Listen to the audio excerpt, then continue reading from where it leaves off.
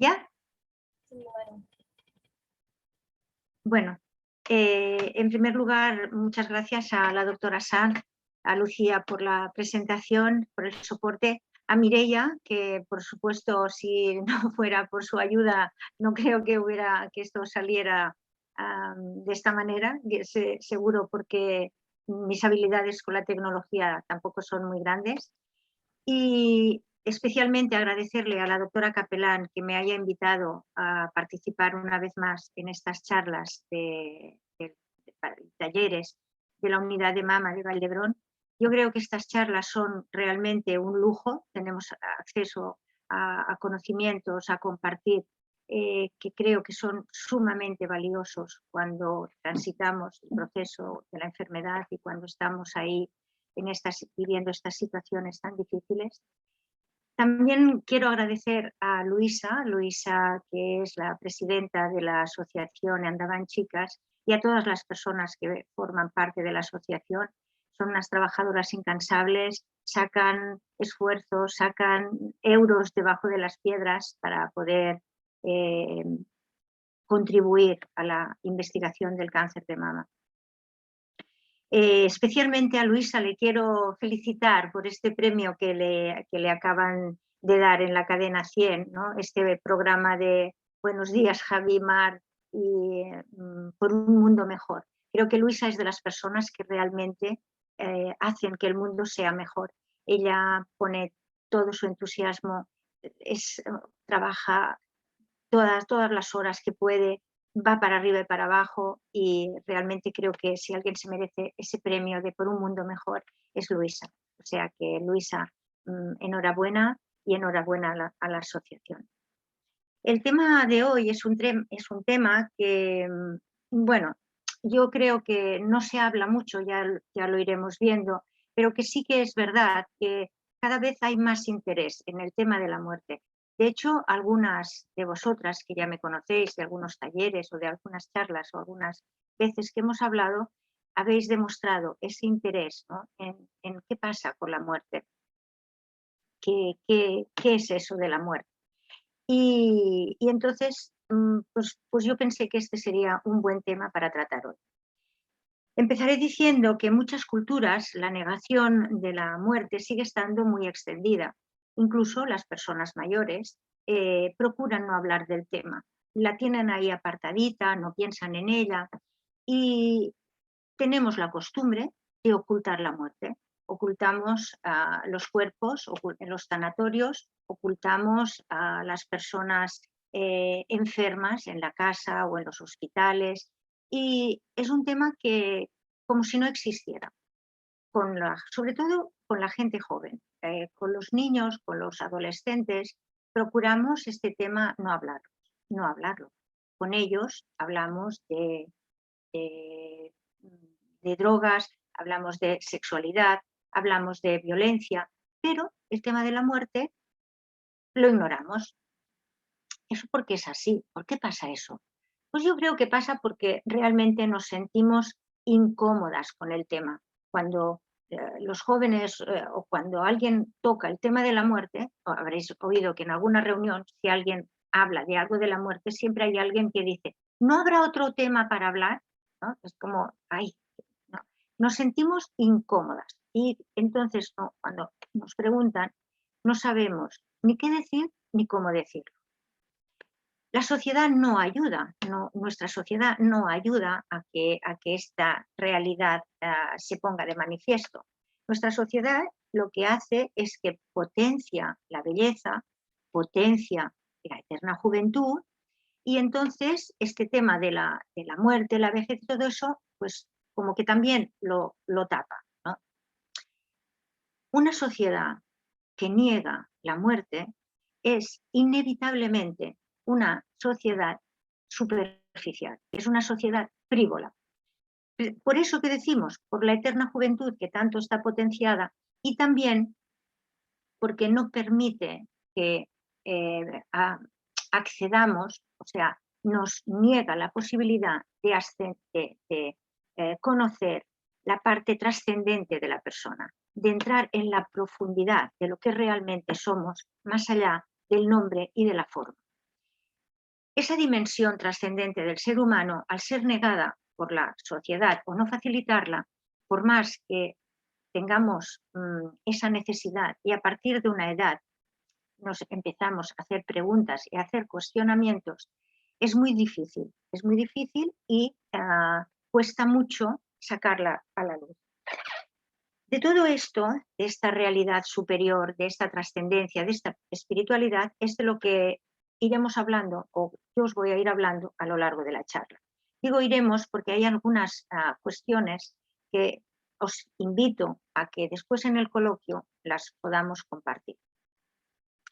Quiero subrayar que a todo esto que hablaremos de conciencia, de espiritualidad, de amor, compasión, bondad, de todas estas cualidades del ser humano, no hay una creencia religiosa detrás que me apoye, que me sirva de argumento. Esto realmente, esta necesidad de hablar de todo esto y de ponerlo aquí en común y compartirlo, es fruto no solo de la experiencia de trabajo de tantos años como enfermera, sino de haber estado al lado de la cama de muchas personas que me han permitido acompañarlas en ese proceso de morir.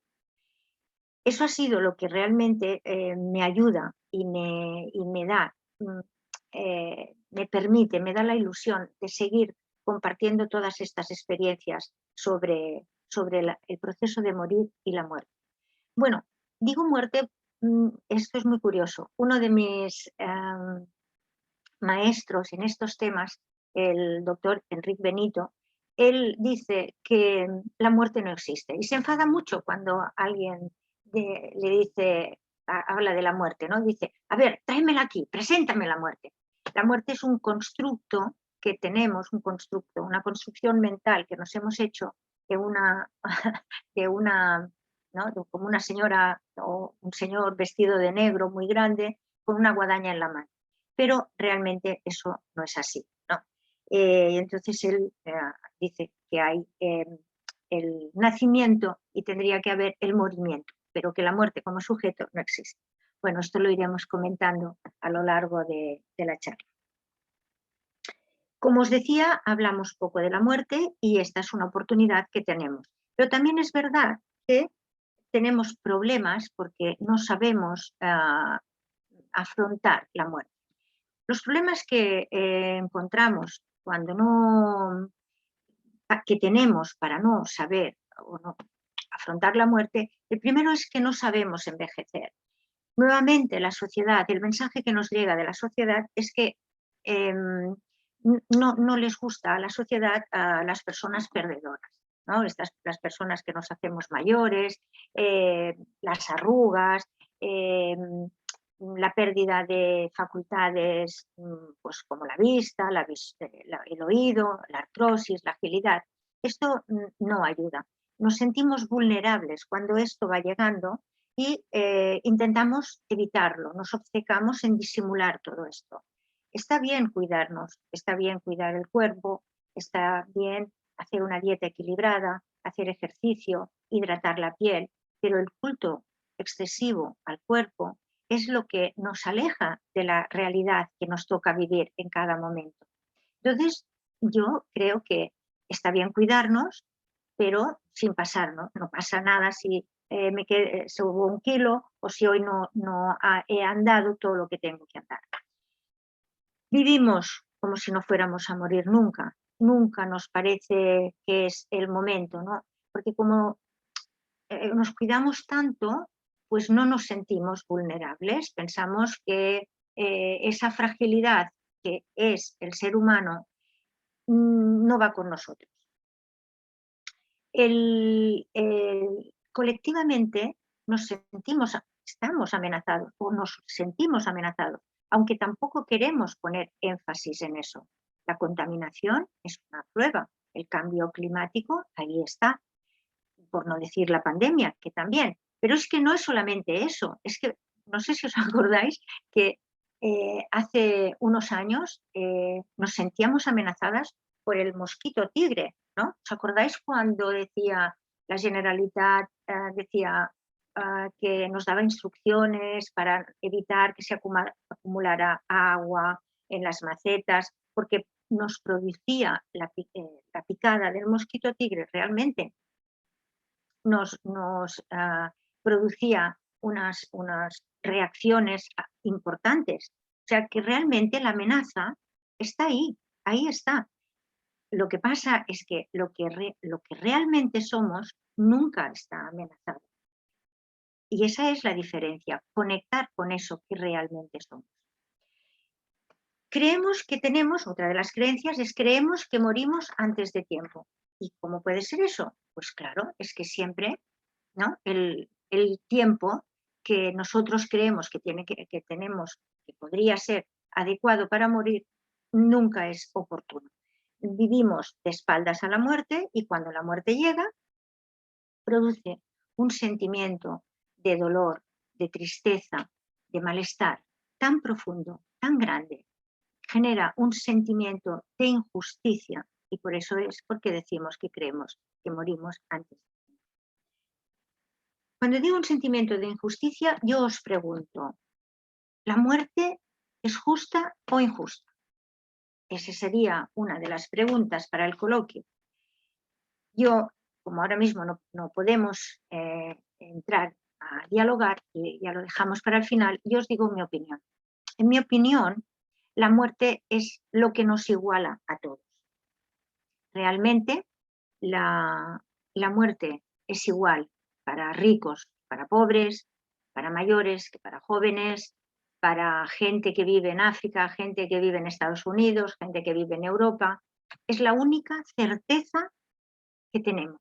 Es lo único cierto que sabemos, que por el solo hecho de nacer sabemos que vamos a morir. Esto es una cosa que la gente en general no comparte mi opinión, por decirlo de una manera suave.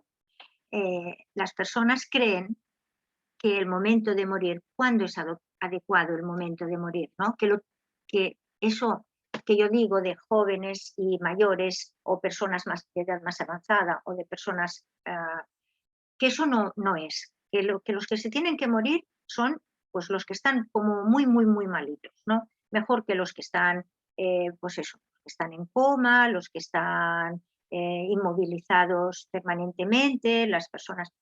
Tenemos tendencia a pensar que eso es más adecuado o es mejor, ¿no?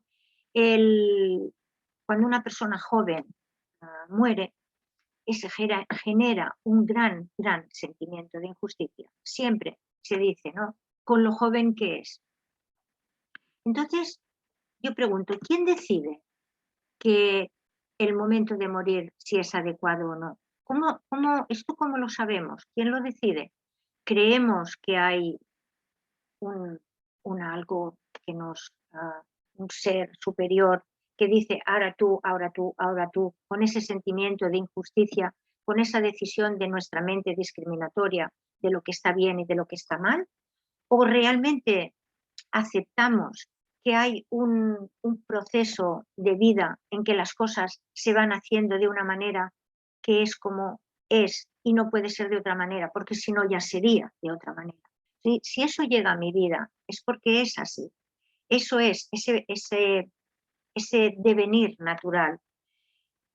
Estas son las cosas que realmente yo creo que vale la pena plantearse, porque esto es lo que nos ayuda a ir desvelando el misterio y las capas que configuran el proceso de morir. Os contaré la historia de la madre de Ignasi. Ignasi era un chico de 15 años que iba con sus padres en el coche después de la comida de San Esteban y él estaba apoyado en el coche en la ventana y un coche vino, les dio un golpe, Ignasi entró en coma y a los 3 días murió.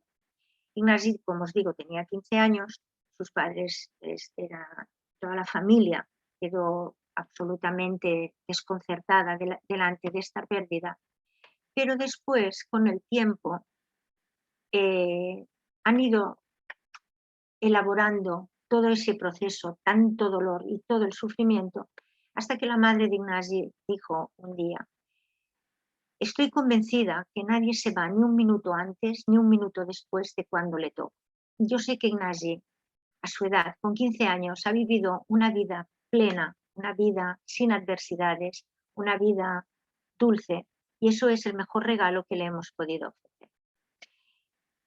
Y vamos a ser felices a partir de ahora para que el hermano de Ignasi pueda seguir viviendo también toda esa vida plena que supimos darle a Ignasi en su momento. El poder decir eso es de una gran aceptación, de una gran generosidad.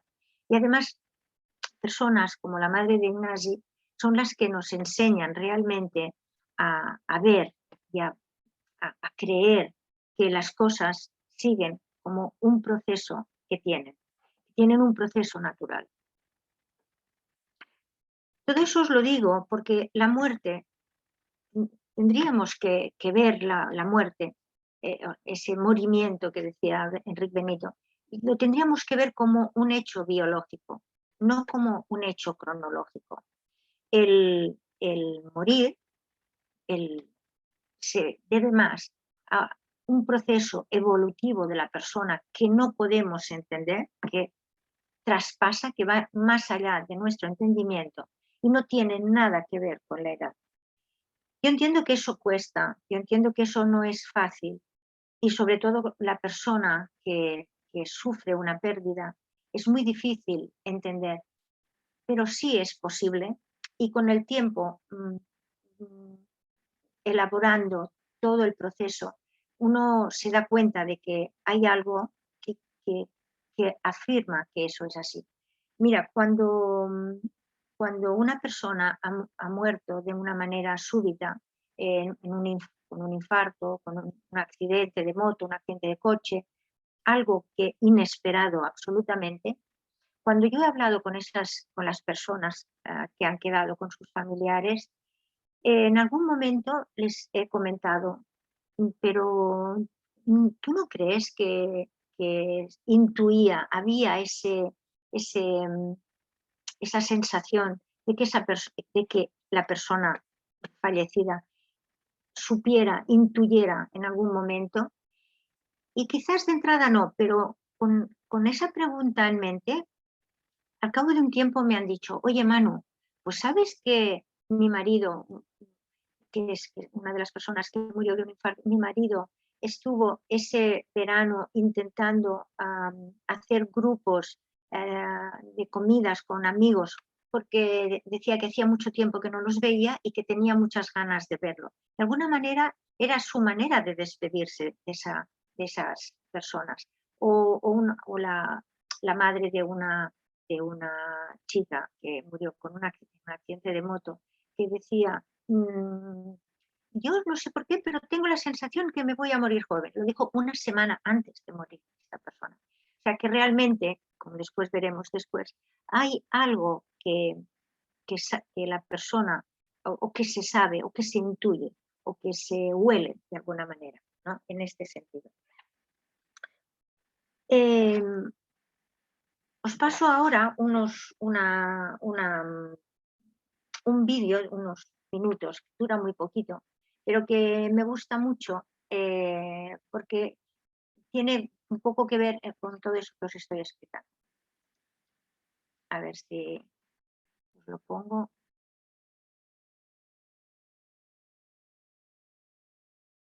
No sé, esto como... Chan, chan, chan. Ah, sí. Aquí. Uy.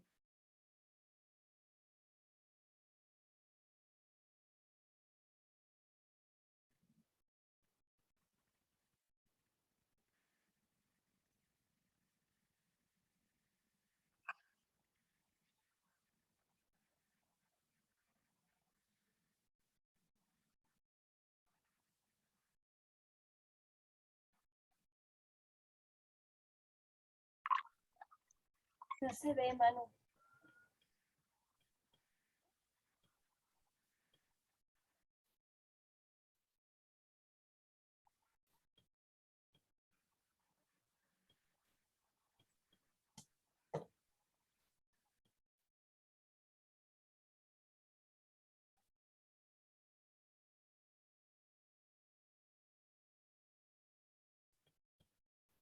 Manu, el vídeo no se está viendo, ¿eh?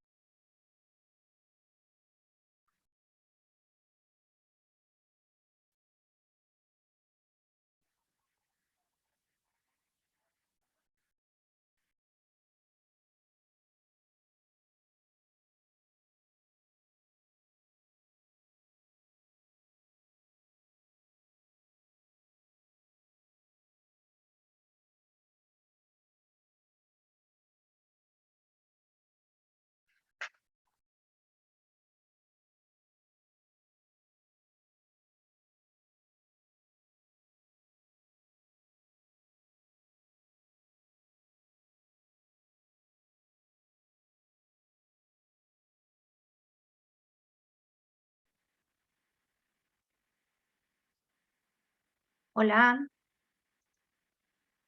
Bueno, pues supongo que habréis podido ver el hecho ineludible, ¿no? Que cuando llega el momento, estés donde estés, eso es, ahí está tu cita, ¿eh? No importa que nos vayamos, no importa que nos ocultemos, no importa que seamos más jóvenes o que seamos menos jóvenes. La atención, ay, perdón, la atención, estaba mirando la diapositiva. El hecho de que la muerte es un hecho biológico, yo creo que es una cosa bastante, es una realidad. Y cuando llega el momento es cuando la persona se marcha. Las actitudes espera, a ver que me pierdo. La muerte no es, perdón, vamos a ir al paso. La muerte no es lo contrario de la vida. La muerte forma parte indisociable, es un todo, es las dos caras de una misma dimensión. Lo que decía, lo contrario de morir es nacer. La muerte tiene dolor, tiene alegría, tiene tristeza, tiene esperanza, tiene ternura, bondad, sufrimiento también. Y nosotros, de alguna manera, lo que nos parece es que hacemos una línea, ¿no?, divisoria y decimos, mira, yo me quedo con la alegría, con la ilusión, con el amor y con la bondad. Y el dolor, el sufrimiento y la muerte y la enfermedad, eso no quiero saber nada, eso está ahí. Pero eso no es así, es que las dos partes forman parte, o sea, que las dos cosas forman parte de un todo. Si no existiera uno, no podríamos reconocer lo otro. Si siempre estuviéramos, como decía el jiji juju, pues ahí no nos daríamos cuenta de lo maravilloso que es el jiji juju, la ilusión, la bondad y el amor, porque estaría siempre ahí. Tenemos que conocer también ese otro lado, ¿no? Hay un filósofo americano de origen alemán que decía que las personas configuran la vida, unas personas configuran la vida con la alegría de vivir y otras la configuran con el miedo a la muerte. Las que configuran con la alegría de vivir mm, mueren viviendo y las que configuran con el miedo a la muerte viven muriendo. Podemos escoger, eso está en nuestra mano, podemos decidir si somos los que viven muriendo o los que mueren viviendo. Ahí está. No todo el mundo,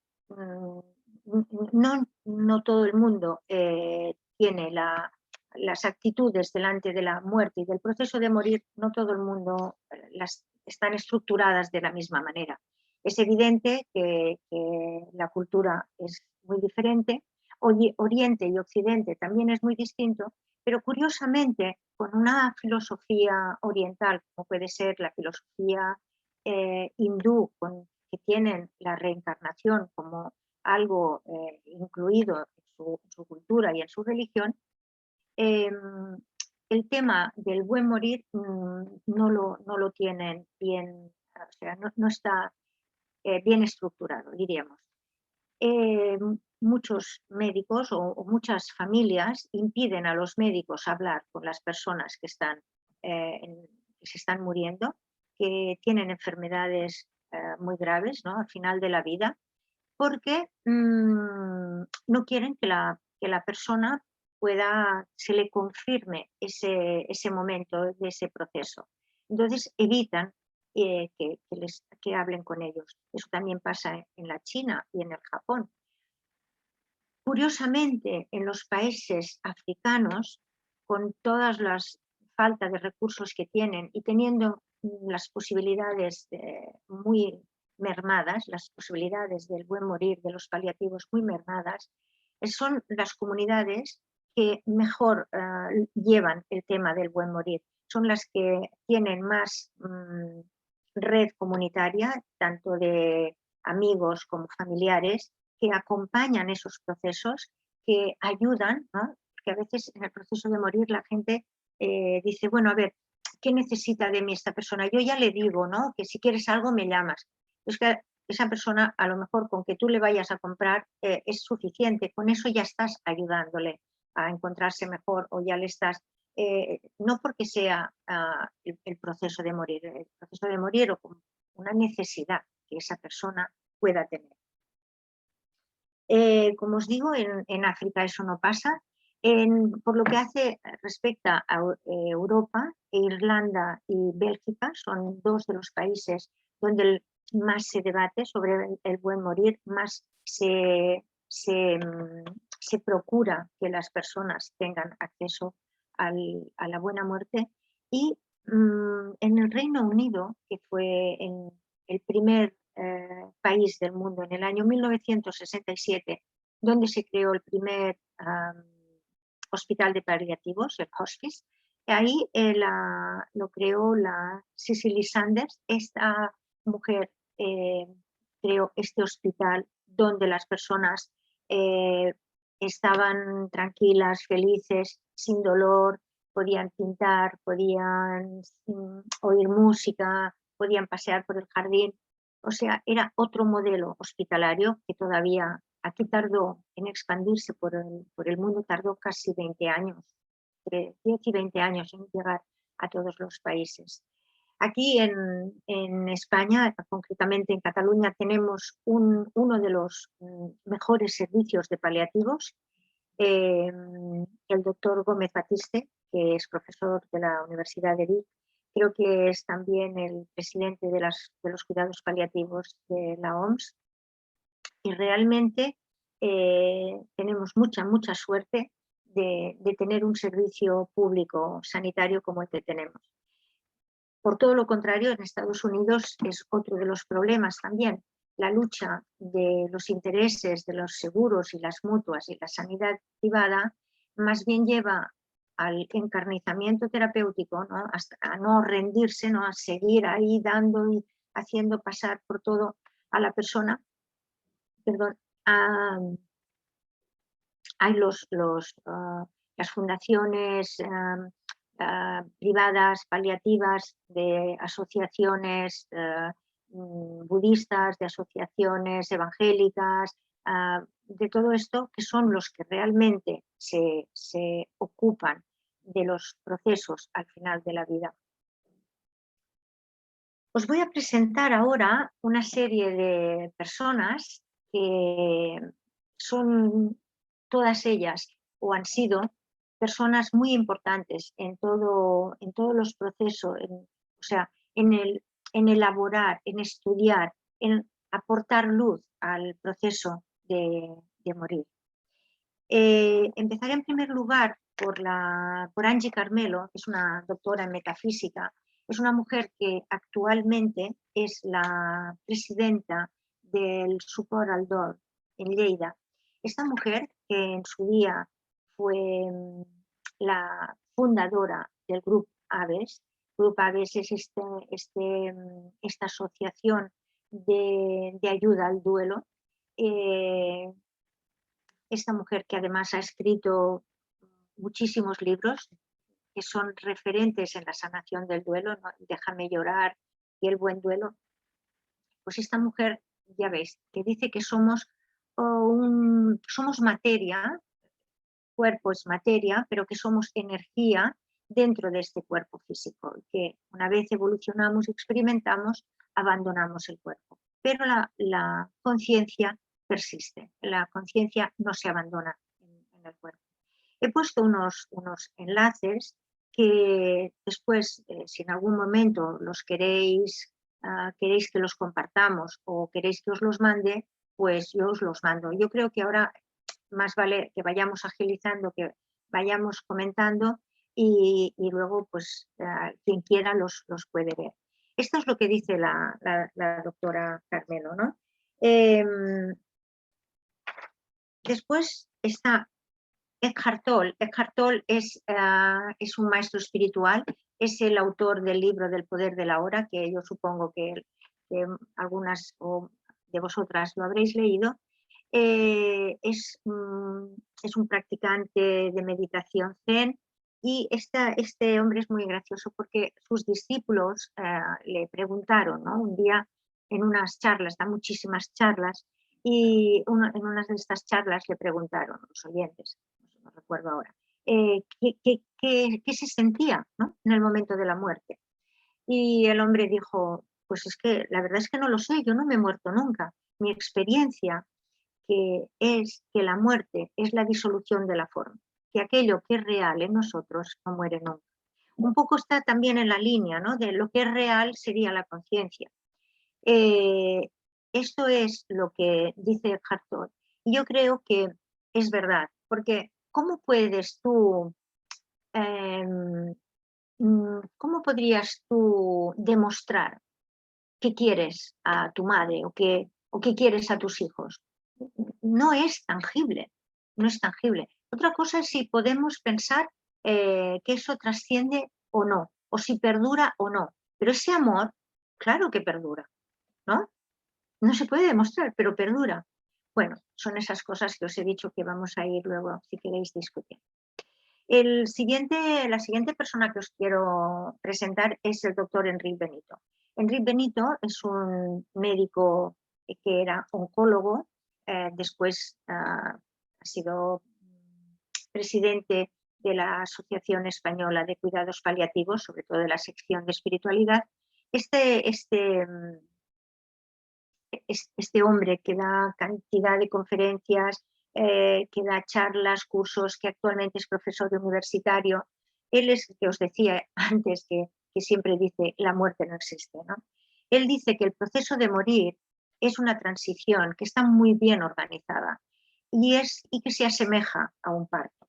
O sea que hay unos pasos en el momento de morir, en el proceso de morir, hay unos pasos que independientemente de dónde sea la persona, independientemente de la cultura de la persona, esos pasos se van siguiendo y están bien organizados. Y luego además en alguna de sus charlas dice que terminan bien, ¿no?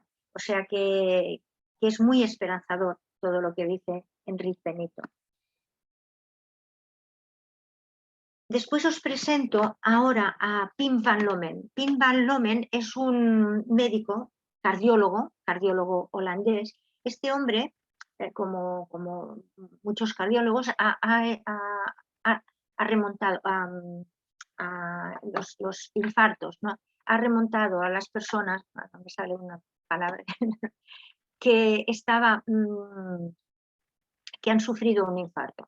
La persona que ha sufrido un infarto, él pudo comprobar que algunas de ellas o muchas de ellas les comentaban unas experiencias próximas a la muerte.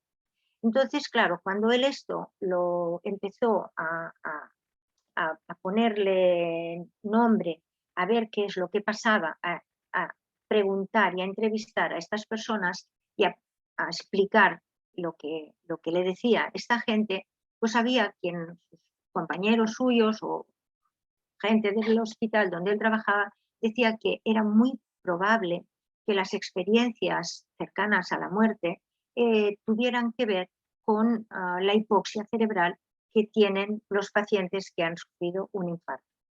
Ese tipo de alucinaciones, eso que contaban, decían que era causa de la hipoxia cerebral. Claro, él decía, si fuera causa de hipoxia cerebral, sería todas las personas que han sufrido un infarto y se les ha remontado, podrían tener esas alucinaciones.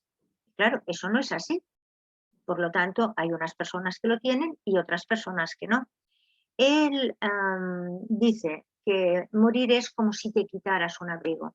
Yo creo que eso también, en otras palabras, está en la línea de lo que decían los anteriores, ¿no? Las demás personas que también estaban en la línea de la conciencia, de que te quitas algo que es la materia, que es algo físico, pero realmente hay algo que te que sigue, ¿no?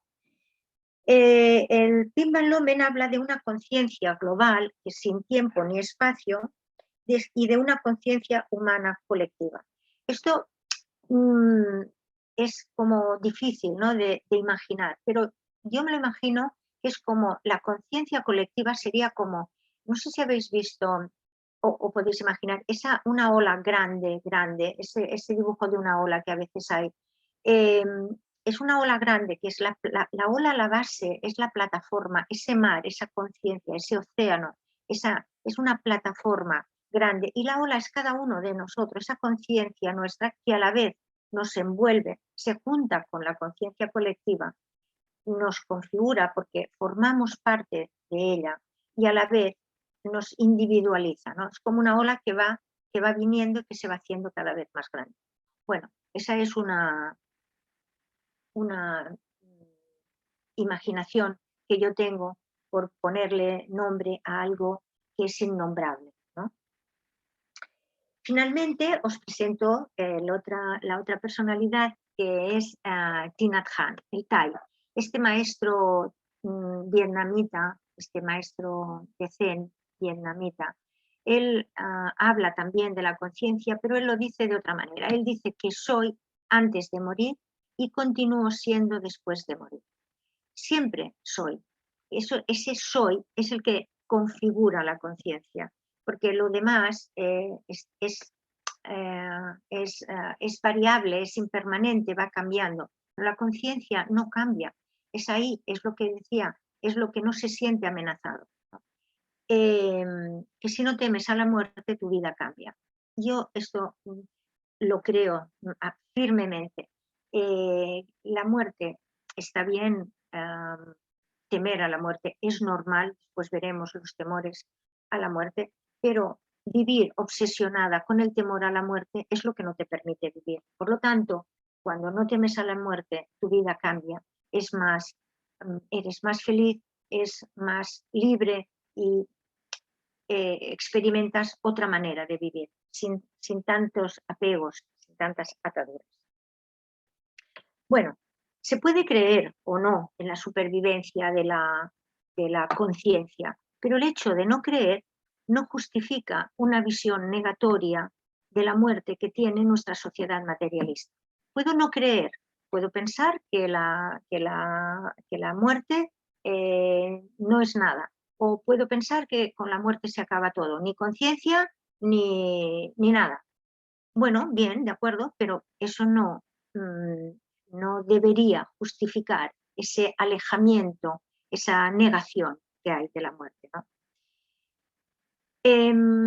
Yo quería, ya que tengo un poco de lío, porque bueno, no sabía si pasaros esa diapositiva ahora o después. Ay, no, perdón, la diapositiva.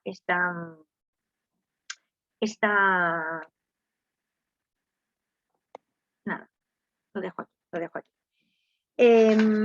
Vamos a ver. Cuando aceptamos la muerte como un hecho ineludible de nuestra vida, es cuando aprendemos a vivir realmente las cosas importantes. Hay que estar al lado de las personas para poder ver realmente cómo las relaciones es lo que se valora, el amor que se desprende, esa aceptación de lo que soy y de lo que ahora dejaré de ser. Pero hay que permitir que dejar de ser, ¿no? Que tenemos que abandonar el personaje para convertirnos en aquello que realmente somos. Decía Montaigne que quien enseña a morir a las personas, en realidad las está enseñando a vivir. En la medicina antigua, el hecho de traspasar de la vida a la muerte morir no era un problema. El problema era, morir no era un problema. El problema era hacerlo de la manera más confortable posible. Pensad que también los médicos judíos y los médicos musulmanes tenían prohibido interferir en el proceso de morir. Afortunadamente, hoy en día eso no es así. Podemos disponer, y agradecemos que así sea, de la cantidad de soporte que de los médicos nos pueden dar para evitar el dolor, para hacer esas horas lo más confortable posible, todo y que en las facultades de medicina, en las facultades de enfermería, no se nos enseña a acompañar a morir. Nosotros, cuando estudiamos, somos grandes expertos en el conocimiento del cuerpo humano, ¿no? De los huesos, músculos, bioquímicas, todas esas cosas. Y afortunadamente, grandes expertos en enfermedad. Pero sabemos poco de la incertidumbre, del miedo, de las emociones que tiene una persona en el momento de morir. En el momento, en las semanas, cuando digo el momento de morir, puede ser una semana, pueden ser 15 días, en todas esas situaciones, para eso no se nos enseña. Vemos la muerte, básicamente, el personal sanitario ve la muerte como un fracaso. ¿Por qué? Porque nuestro paradigma biomédico, científico, pues asocia todo lo que os digo, ¿no? El cuerpo, la enfermedad. Y claro, si una persona, de hecho, a veces se utilizan un lenguaje un poco belicista, ¿no? De ha vencido la enfermedad o su lucha contra la enfermedad. O sea, bueno, es que es así. Y esta idea de fracaso no ayuda a aceptar, o sea, es una idea de fracaso entre profesionales y entre usuarios que no ayuda a aceptar el morir de una manera natural, ¿no? Tenemos que estar ahí luchando, pero en algún momento tenemos que abrir las manos y rendirnos. Eric Kassel os hablo ahora de Eric Kassel y de la definición de sufrimiento. Hasta el año 1982 no se tenía en cuenta el sufrimiento como un problema grave que tienen las personas cuando tienen una enfermedad importante o bien cuando se acerca el proceso de morir. Este hombre, que ha muerto hace unos meses, era profesor universitario de bioética en la facultad en Nueva York, en una de las facultades de Nueva York, no recuerdo en cuál. Pues este hombre también su máxima dedicación fue desde la bioética a la relación entre paciente y médico. Él decía que cuando una persona es diagnosticada de una enfermedad importante, la percepción que la persona tiene de sí misma y de la manera como se relaciona con su entorno varía. O sea, el solo hecho de saberse enferma, una persona varía su percepción sobre sí misma y sobre las relaciones que establece con su entorno. Por no decir que él defendía de que los pacientes que se relacionaban con sus médicos se relacionaban de una manera un poco como dependiendo, ¿no? El hecho de estar enfermo o enferma te deja como dependiente, se crea una relación de dependencia.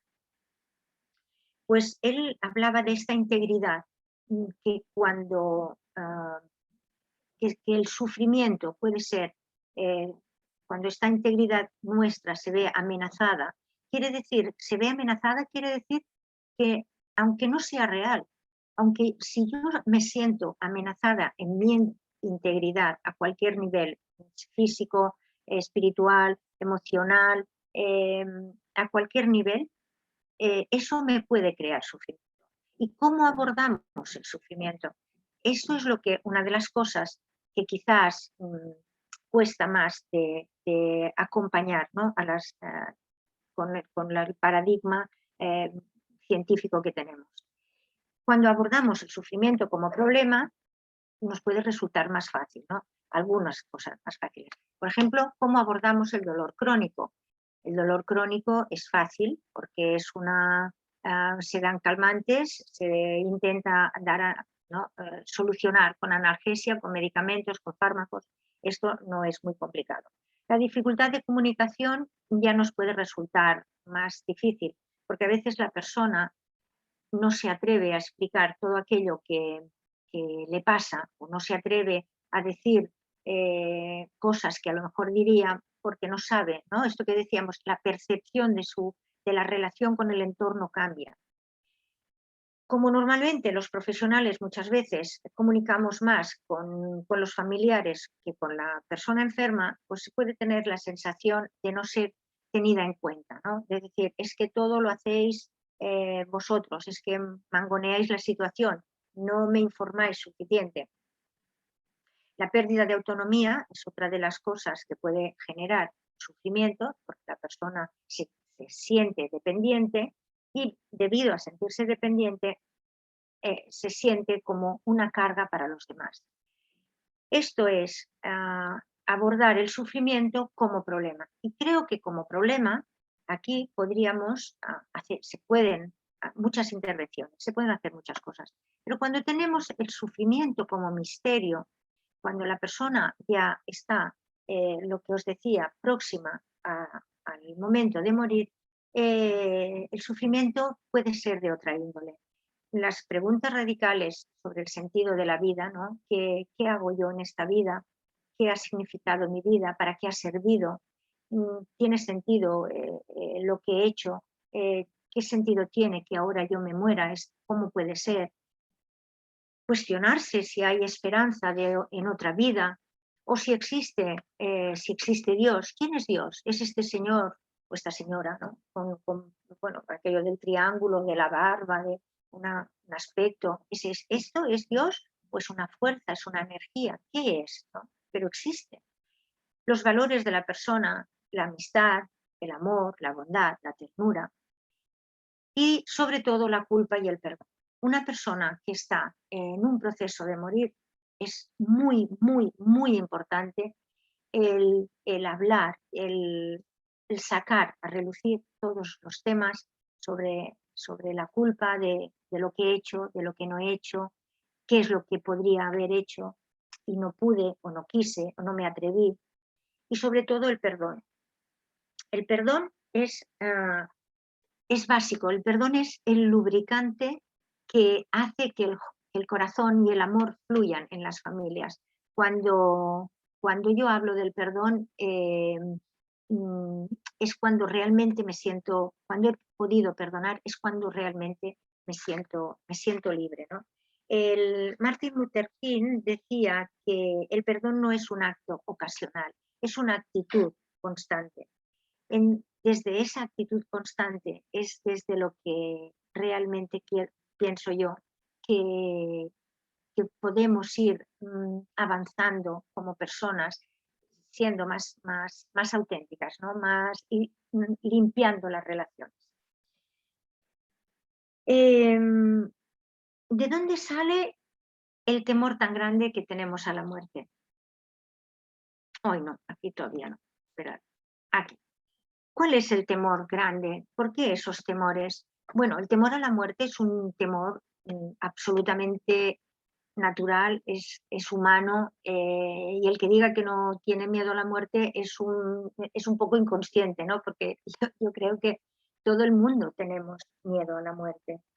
Decía, Xavier Meloni decía que los temores más grandes es, en primer lugar, el miedo a la propia desaparición, ¿no? Miedo a todo aquello que somos y que de golpe y porrazo desaparece, ¿no? Eso es el temor, uno de los más importantes. Miedo a abandonar lo conocido. Vamos en un vehículo, que es nuestro cuerpo, y somos conscientes de que un día u otro este vehículo lo tenemos que abandonar. El miedo a lo desconocido, pues tú dirás, si da miedo a lo desconocido, es como emprender un viaje, ¿no? Que sin mapas, sin compañía, o sea, sola y no sabiendo a dónde vas. Pues claro, eso es como para asustarse. El miedo al dolor físico y el desconocimiento al momento presente. Bueno, yo de los otros más o menos puedo decir algo, pero el miedo al dolor físico, os puedo asegurar que morir no duele, que hoy en día no para nada se relaciona la muerte con el dolor físico. El desconocimiento del momento puede ser, esto es absolutamente esta imprevisibilidad de la muerte, lo comentaremos después. Y el miedo a lo desconocido, a la desaparición, abandonar lo conocido, ahí solamente me viene a la cabeza, siempre que pienso en ello, es la confianza. Y os lo puedo decir porque lo he visto, porque lo he vivido, porque he tenido la suerte de acompañar a personas, unas más cercanas y otras desconocidas, a morir, y en el momento en que esa persona confía, el miedo desaparece, porque confías en que hay algo que te sostiene. Y eso es una realidad, y eso es así. Y es muy curioso, pero hay que vivirlo para poder ver, ¿no?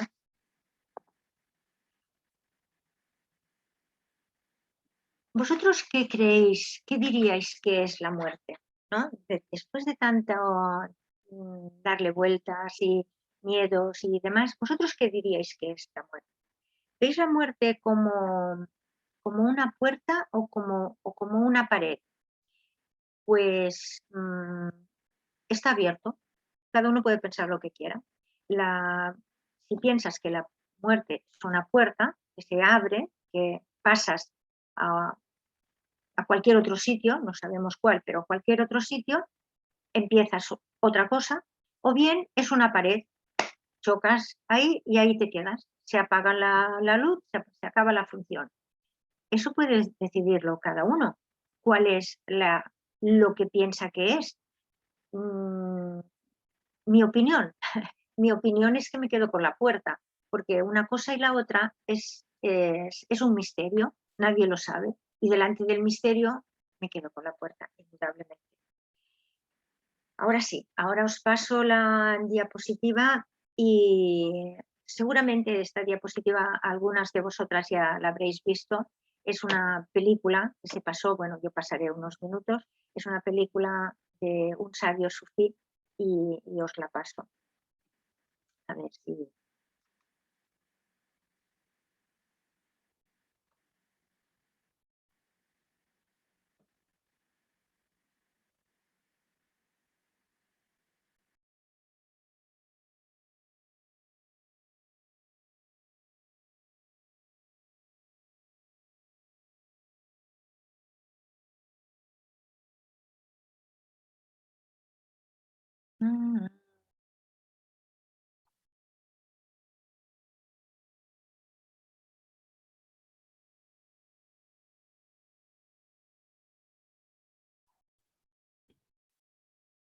¿Esteu que ho copiem en el chat o...?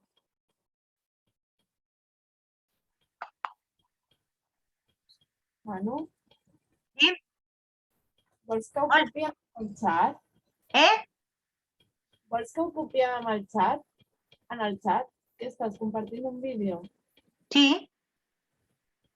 És un link o...? Sí, és un link. Abans n'he passat un altre, no sé si s'ha vist.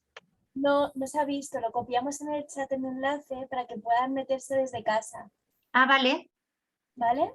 Vale, de acuerdo, como queráis. Sí, son nada, no llega a 2 minutos.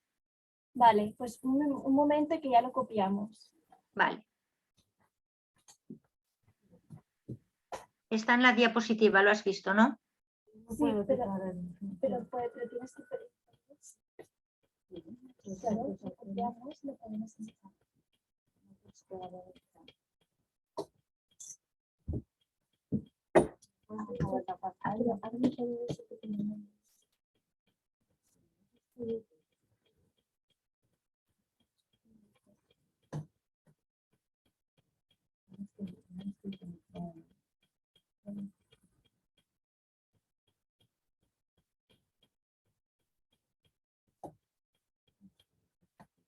Copiarlo. Ya, lo voy a copiar. Ah, pero a mano. Claro. Es que no como quiero hacerlo. ¿Está? No quiero mover la pantalla porque se voy a cargar. No, un segundo, estamos en ello. Ah,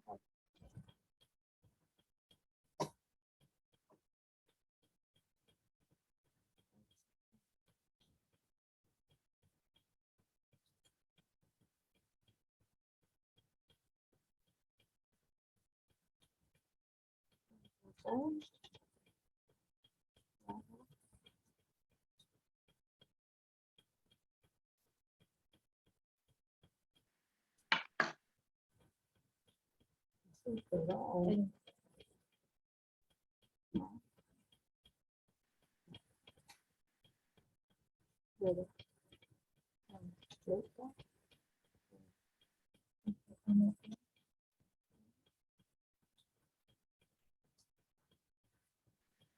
Vale, l'hem compartit en el xat, el link. vale. Bueno, doncs llavors ho dic a la gent i la gent que vulgui que ho miri, no? Hola? Hola?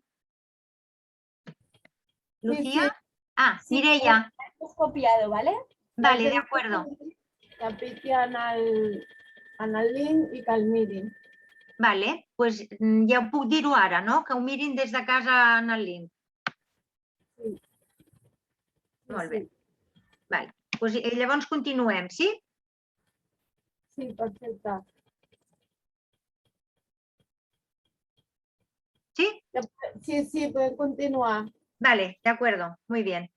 Bueno, pues ahora creo que ya tenéis todas en el chat está el link que os quería enseñar. Lo podéis ver ahora si queréis, son 2 minutos, o bien lo podéis ver en otro momento cuando estéis en casa. Sobre todo acordaros que el link estaba referido a la pregunta, ¿qué crees tú que eres? ¿Qué es la muerte?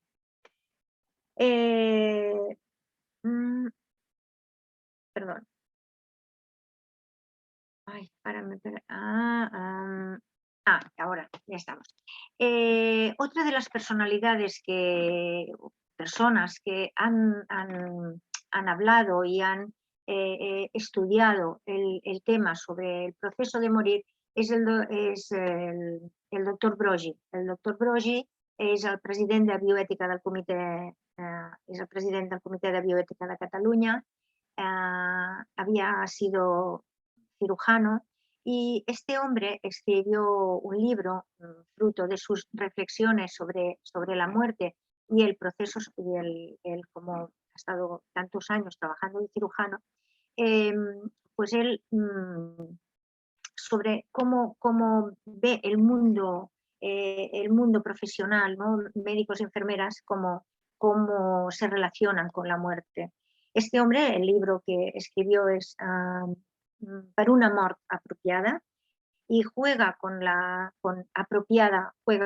dos con las dos definiciones que tiene apropiada. Apropiada es para que yo me hago cargo de mi proceso de morir y de mi propia muerte, ¿no?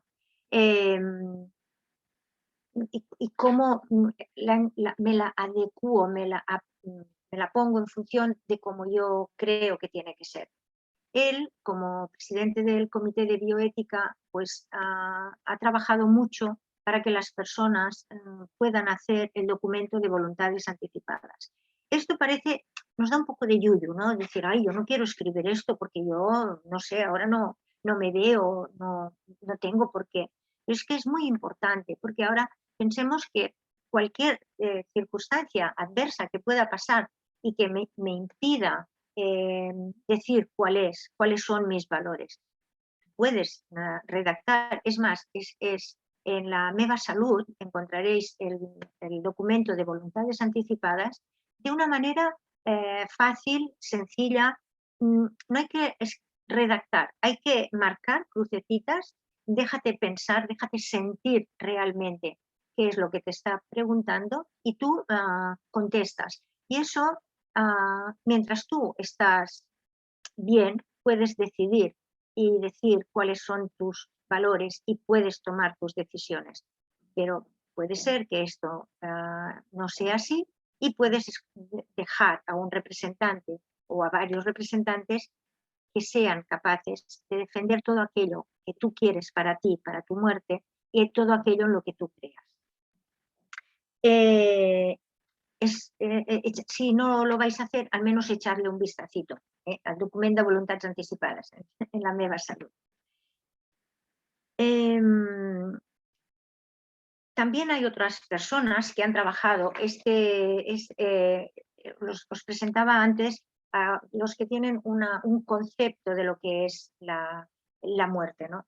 Pero ahora os voy a presentar otras personas que tienen o que han trabajado, que han preparado todo lo que sería el proceso de morir, ¿no? Las etapas cuando ya una persona está próxima a la muerte. Estas personas, las que yo he escogido, seguro que hay muchas más, pero estas son las que yo conozco y las que he podido comprobar y he podido trabajar y ver esas etapas realmente. En primer lugar, Elizabeth Kubler-Ross. Elizabeth es la pionera, la primera persona, la psiquiatra, la primera persona que después de una larguísima experiencia al lado de las personas moribundas, escribió cantidad de libros, dio cantidad de conferencias. En el año 96 o 97 creo que vino aquí a Barcelona sobre la muerte y los moribundos, es uno de los libros preciosísimos que tiene. También os recomiendo, que es muy divertida, La Rueda de la Vida, que es una autobiografía de ella. Pues Elizabeth Kubler-Ross habla de las 5 etapas por las que pasa una persona en el proceso cercano a la muerte. Estas etapas, estas fases, pensad que son tan hasta ahora, hasta este momento, se siguen teniendo en cuenta. En los procesos de duelo, por ejemplo, se ven claramente también estas etapas. Y cuando digo procesos de duelo es no solo cuando se ha muerto una persona, sino cuando he perdido una propiedad, cuando he tenido la sensación de que he perdido la salud también, ¿no? Delante del diagnóstico de una enfermedad importante. Aparece en primer lugar la negación. Esto no lo quiero, esto no puede ser verdad, no puede ser verdad. Seguro que se han equivocado. Vamos a buscar más opiniones, vamos a ver qué es lo que está pasando. Cuando ya llega esa confirmación, entonces entra la fase de la ira, la rabia. ¿Cómo puede ser? Esto es una injusticia, a mí no me puede pasar. El estar enfadado con todo el mundo, ¿no? Después entra la depresión. En la depresión es cuando la persona se siente sumamente triste, se siente absolutamente sola. Esa realidad se está imponiendo y ahí ya no caben más discusiones, ¿no? Ya es esa tristeza que invade. Cuando ya vas asumiendo que eso es así, entras en negociación, entras en decir, bueno, quizás no es tanto, o bueno, hay otras maneras de seguir viviendo, o bien también puedes pensar cuando es que la muerte está cercana, piensas, bueno, a ver si puede esperar unos meses a ver, no sé, a conocer a mis nietos, o puedo esperar a que mi hijo haga la comunión, o intentas negociar con la vida. Esa sería esa fase. Y finalmente entra la etapa de la aceptación. Cuando aceptas de que eso es así, abres la mano, abres realmente el corazón y permites permites que sea lo que tiene que ser. Y esas son las etapas de la Kubler-Ross. No siempre van en este orden, ¿eh? O sea, siempre existen estas etapas, pero no siempre se desarrollan en este orden. Puedes estar en una fase de negación y al día siguiente en la aceptación, pero eso no quiere decir que te mantengas en la aceptación. Al otro día puedes estar en la fase de ira, en la fase de rabia. Después hay otra psicóloga, que es una psicóloga de formación junguiana. Esta mujer también con grandísima experiencia al lado de personas al final de la vida en un hospice californiano. Esta mujer dice que sufrimos una transformación cuando se acerca el momento de la muerte, independientemente, absolutamente, de cualquier, no tiene nada que ver, cualquier práctica religiosa ni cualquier práctica espiritual. Esto le sucede a todo el mundo que ella ha podido observar y ha podido cuantificar. En su libro, La gracia divina de la muerte, explica todas estas vicisitudes y estas etapas. Entonces, ella las fases las reduce a 3. En primer lugar, el caos. El caos incluye las 3 primeras fases de la Kubler-Ross y además el miedo. Ella dice que en esa fase hay muchísimo miedo. La persona tiene miedo a lo que decíamos, a lo desconocido, los temores. El miedo genera mucho sufrimiento. Es una etapa que desde que aparece hasta llegar a la rendición es un camino largo, que es verdad, hay personas que lo recorren, cuando digo largo, lo pueden recorrer en 2 días y otras personas pueden tardar semanas o algún mes en llegar a la rendición. Pero en esa etapa es cuando la persona se rinde. Los que me conocéis sabéis que siempre aclaro que rendirse no es resignarse. Resignarse es cuando te cae una losa encima y ahí se acaba todo. Pero rendirse es abrirse, es permitir, es aceptar. Y a partir de ahí, cuando tú aceptas, transformas y esa mirada, esa visión de la situación cambia. La conciencia se amplía y se va abriendo una etapa en que la persona dirige la mirada hacia su interior y empieza a ver a su entorno con una actitud mucho más bondadosa. Y a sí misma se ve también con una actitud más amorosa. Y si ahí ya ha podido perdonarse y ha podido perdonar, a partir de ahí es una experiencia maravillosa si puedes compartirla, si puedes estar presente. Después de la rendición llega la trascendencia.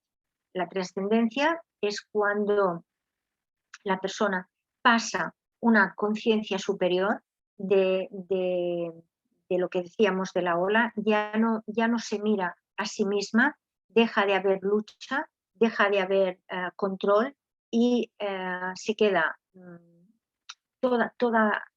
todo el entorno de la persona cambia, porque hay una armonía y hay una tranquilidad y hay es una situación distinta. Eso hay personas que lo explican, que lo pueden explicar, pueden ponerle nombre a esa situación, pero hay otras personas que en ese momento ya no pueden ponerle nombre porque ya, ya no están presentes como para compartirlo. Sin embargo, su aspecto, el cuerpo está distendido, su aspecto ya no es de lucha, ya es de tranquilidad. Esto es así independientemente, como dice Dowling Singh, esto es así independientemente de que haya personas que necesitan morir enfadadas y lo hacen consciente, ¿no? Están rabiosas, están enfadadas y no entran en esa tranquilidad, en ese bienestar. Pero está bien, es así y como tal hay que respetarlas. Cada uno no se dice que la muerte tiene 1000 puertas para que cada uno escoja la suya. Después el otro otro médico que también ha hablado y ha estudiado muchísimo sobre el proceso de morir es Peter Fenwick. Peter Fenwick es un médico inglés, es neurólogo, es psiquiatra. Este hombre le llamó la atención algunas experiencias próximas a la muerte que él tuvo, o que él tuvo conocimiento de estas experiencias y se interesó por ellas, quiso saber más. Entonces lo que hizo fue ponerse en contacto y fue muy gracioso. Puso un anuncio en el periódico The Times, el periódico inglés, y en una semana habían contestado 1.500 personas que querían compartir con él sus experiencias.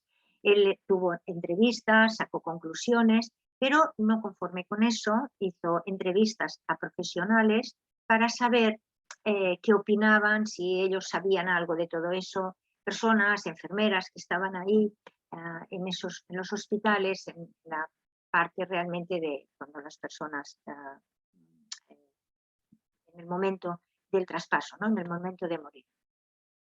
Hizo estudios retrospectivos, lanzó estudios nuevos, visitó a Pim van Lommel en Holanda, trabajó muy intensamente para elaborar sus etapas. Y sus etapas pueden ser discutidas, pero yo creo que las personas que hemos acompañado en este proceso podemos dar fe de muchas de estas etapas. Las voy a explicar. Mira, en primer lugar, a él habla de un preaviso o premonición. Esto se sabe, se dice, las personas próximas a la muerte son las primeras que saben que van a morir. Tenemos una intuición innata que nos dice cuando ha llegado ese momento. ¿Qué pasa? Que no se habla, no se dice, porque claro, como ves a los demás tan asustados, pues dices, bueno, yo no voy a decir nada, porque claro, si estos están así de asustados, nada más les falta que yo diga que mañana me voy a morir. Pero la intuición existe y eso es una realidad. Bueno, a mí me gusta pensar que es una realidad y mi experiencia también me lo dice.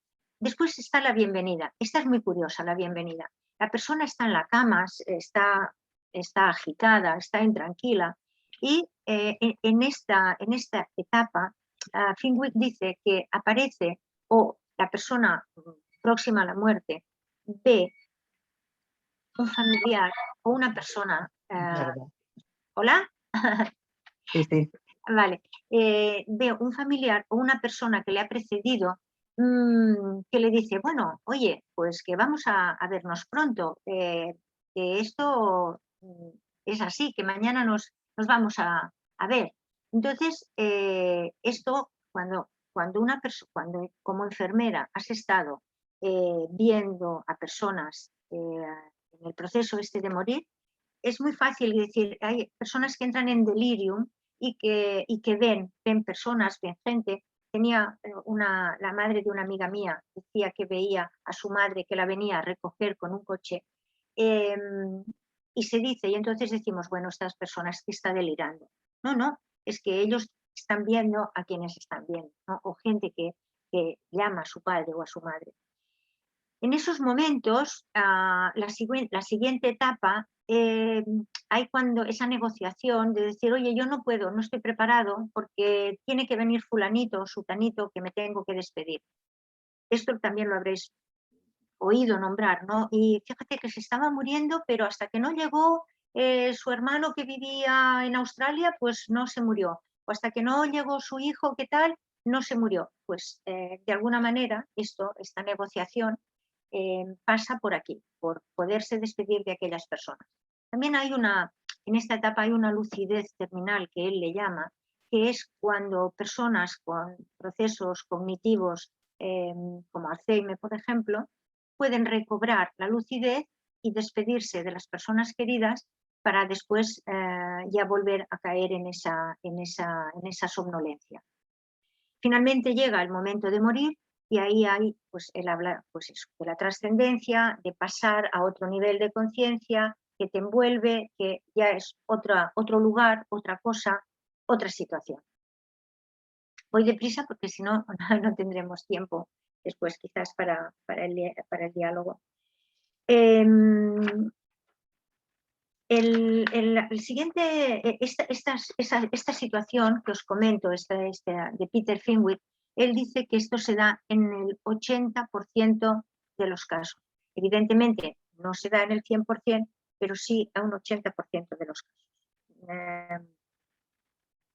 Todo eso está reflejado en el libro El arte de morir, que os decía que escribió con sus reflexiones y sus estudios. Finalmente os presento a Frank Ostaseski, este hombre que es fundador de uno de estos hospices en Estados Unidos, en Nueva York. Es un hombre de tradición budista. Él habla en su libro Las 5 invitaciones, lo que la muerte puede enseñarte. Habla de 5 invitaciones que deberíamos tener en cuenta, no solo para morir, sino realmente como manera de funcionar en la vida, como para que llegar a la muerte de una manera fácil, de una manera sin esos temores, ese horror que tenemos, ¿no?, a la muerte, pues él nos invita a que estas invitaciones que él le llama, que las podamos poner al uso ya, ¿no? En primer lugar, no esperes. No esperes sería referirse a no pospongas. No pospongas, por ejemplo, a ser feliz. No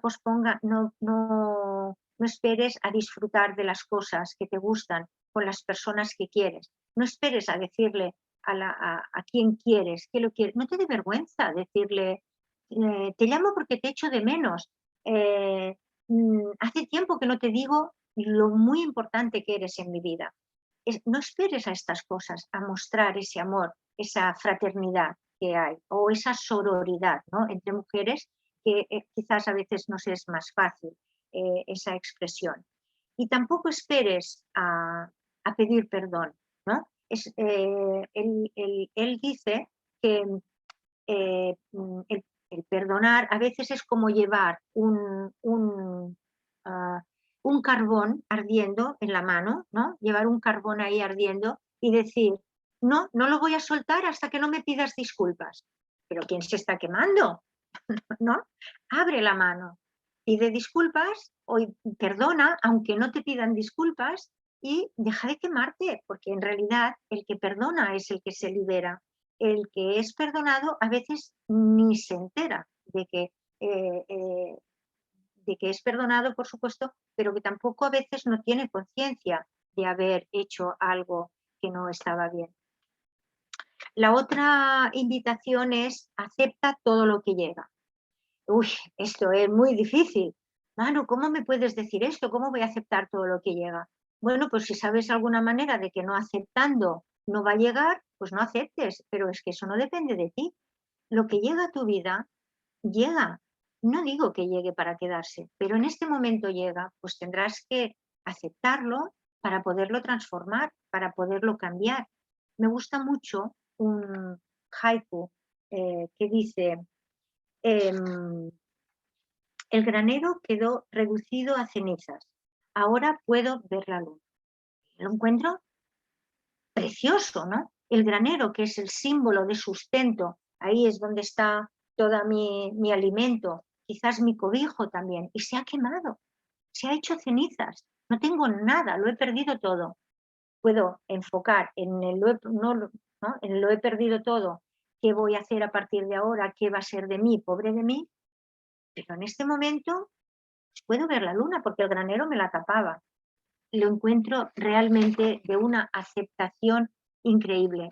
Sí, claro, es muy difícil, pero habrá que irlo practicando, ¿no? Habrá que ir poniendo en marcha, porque es que además es que no nos queda otra, ¿no? Si a lo que nos llega, que no nos gusta, le añadimos resistencia, ahí es donde estamos creando el sufrimiento, ¿no? El dolor es real, el sufrimiento lo ponemos nosotras, es opcional. Tercera invitación, pon todo tu ser en la experiencia. En la experiencia, todo tu ser, aquello que realmente eres. Claro, nosotras, por ejemplo, yo soy En mi casa soy madre, soy pareja, soy hija o he sido hija. Eso es un rol que yo tengo. Cuando iba a trabajar, pues yo tenía el rol de enfermera. Y cuando voy a votar, soy ciudadana. Tengo muchos roles. Los roles lo que hacen es darnos funciones, nos dan papeles que nosotros asumimos. Pero claro, si nosotros nos presentamos con esos roles, cuando no los estamos realizando, ¿qué somos? ¿No? Digo yo. Cuando interfieren los roles los unos con los otros es cuando aparece el conflicto. Esa es otra. Claro, si yo soy enfermera y quiero ser hija cuando hago de enfermera, eso es un choque. O si quiero ser enfermera cuando hago de ciudadana y voy a votar, esas cosas no chocan. Pero hay algo que sí que es real y que soy siempre, pues ahí es donde, con eso es con lo que me tengo que identificar. La cuarta invitación es buscar un lugar de reposo en medio de la agitación. Claro, nos parece que solo podemos descansar cuando todo está controlado, cuando todo está bien, cuando la casa está arreglada, ¿no? Diríamos así. No nos damos cuenta de que la agitación es también parte externa, ¿no? La vida es agitada, la sociedad vive de una manera acelerada y yo con ella. Cuando estoy llamando por teléfono, estoy haciendo una cosa, ¿no? Cuando estoy andando, es al revés, hablo por teléfono. Cuando miro las cosas, no las miro o no las veo, paso la vista por encima, no profundizo en las experiencias que vivo.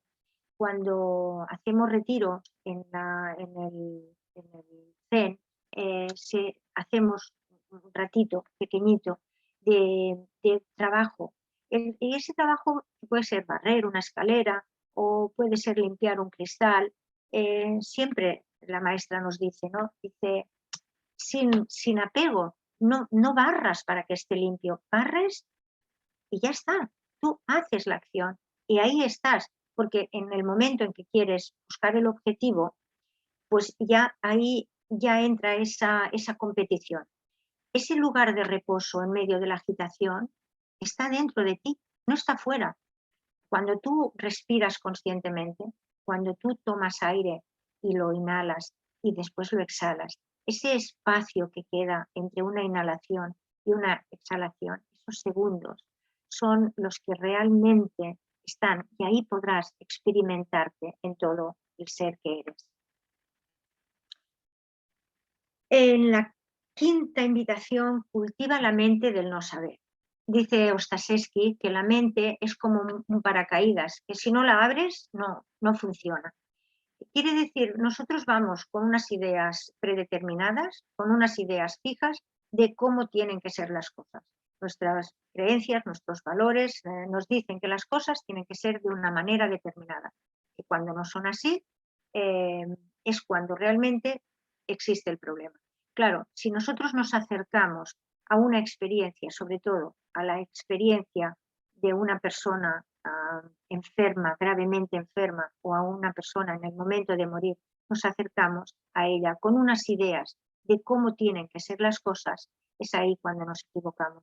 Tenemos que tener la mente abierta, tenemos que pensar que esa persona nos va a guiar y confiar que así sea, que nos diga qué es lo que necesita, qué es lo que nosotros podemos hacer por ella, sin juicios y sin ideas predeterminadas.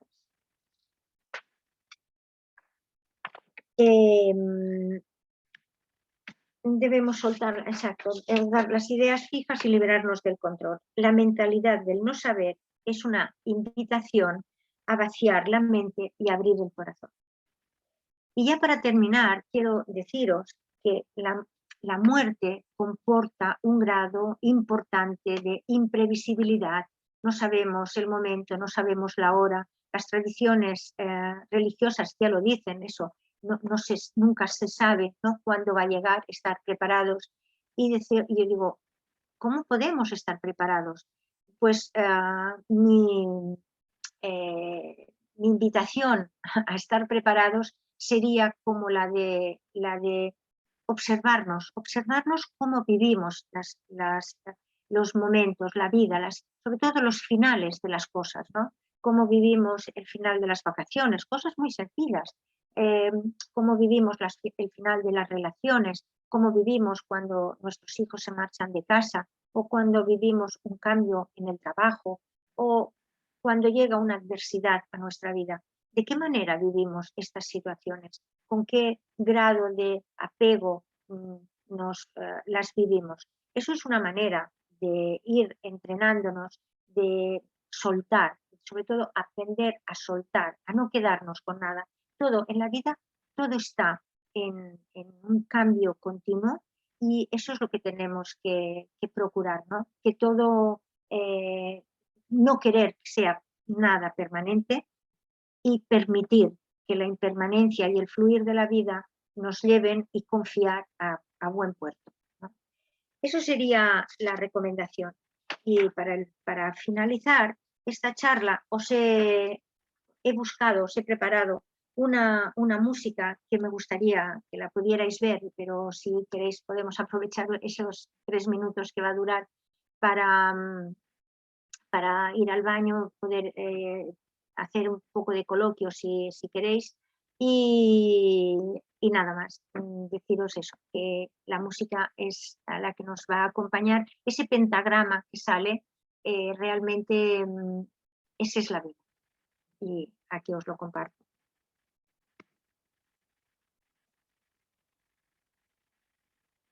Ho podeu compartir en el link? Sí. Sí? Dura 3 minuts i sí que m'agradaria potser ara que es pogués veure ara.